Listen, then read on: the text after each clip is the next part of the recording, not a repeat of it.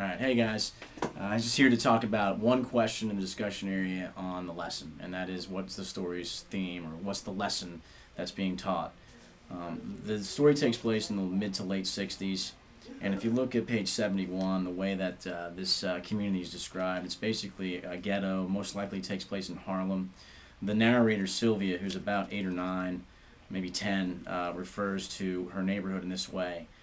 She hated the way They hated Miss Moore, hated the way we did the winos who cluttered up our parks and pissed on our handball walls and stank up our hallways and stairs so you couldn't halfway play hide and seek without a goddamn gas mask. And this is a 10-year-old, right? Referring to the folks who are in her neighborhood who litter her hallways. They live in basically the projects. They are black. And so you have to understand this takes place at a time during civil rights, right when the Civil Rights Act was first passed. Affirmative action really hadn't taken hold to make sure that socioeconomically African Americans were given more opportunities than they were previously given in the 50s and 40s, when there was a much lower ceiling that they could reach. What I mean by that is how much they could earn, their earning potential. I really want to focus on just two passages.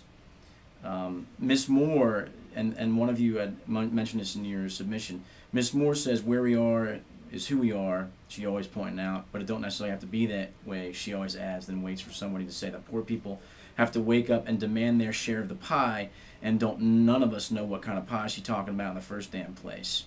So demanding poor people in this case, I don't think she's talking about poor white people. She's focusing on people that she knows the best, and that's poor black people.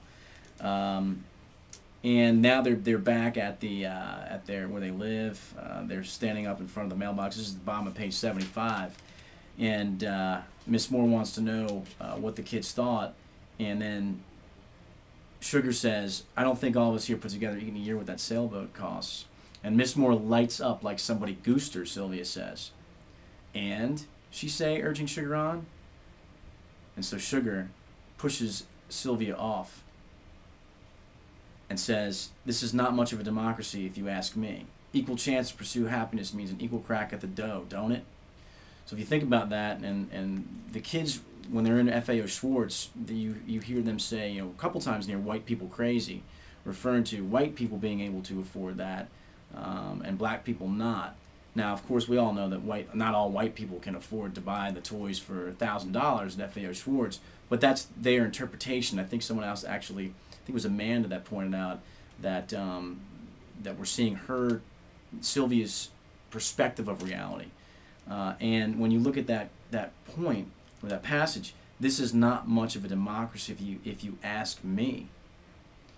Refers to Miss Moore's attempt to teach them that, hey, your color and the society in which you live has held you back socioeconomically, and it's time now to demand your share of the pie.